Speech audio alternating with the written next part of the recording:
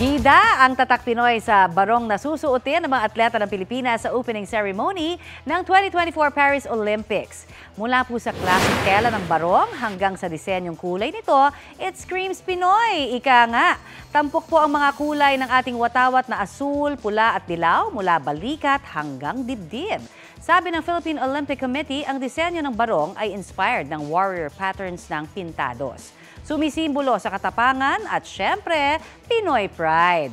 Gawa po yan ng kilalang fashion designer na si Francis Libiran. Sa July 26 gagawin ang opening ceremony ng Olympics sa Paris, France. Kapuso, para sa mga maiinit na balita, mag-subscribe sa GMA Integrated News sa YouTube.